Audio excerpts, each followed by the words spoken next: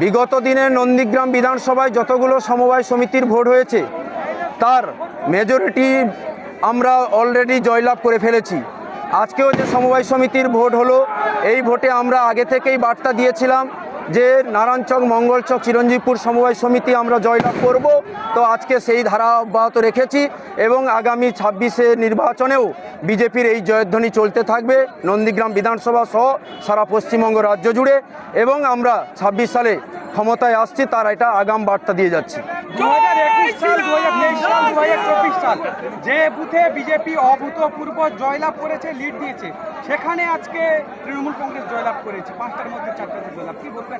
শুনুন, সেখানে আমাদের রাষ্ট্রবাদী যারা আমার ভাই, মুসলিম ভাই এবং আমার হিন্দু ভাইরা আছে, প্রত্যেকেই আমাদের ভোট দিয়েছে। কিন্তু সমবায় সমিতি ভোট এমন একটি ভোট, সেটা অন্যান্য ভোটের তুলনায় সম্পূর্ণ আলাদা। সেখানে আমাদের কিছু ত্রুটি বিচ্যুতি থাকার কারণে হয়তো আমাদের ওই ভোটগুলো যারা ক্যান্ডিডেট তারা ভোট মারতে ভুল করেছে, এর থেকে আর বেশি কিছু নেই। সেখানে আমাদের মুসলিম সংখ্যা বেশি ছিল, তবুও আমাদের মুসলিম ক্যান্ডিডেট যিনি ছিলেন তিনি জয়লাভ করেছে। মোট রেজাল্ট কি হলো, ফলাফল কি হলো? ফলাফল এই মুহূর্তে আমাদের 42টার মধ্যে 35।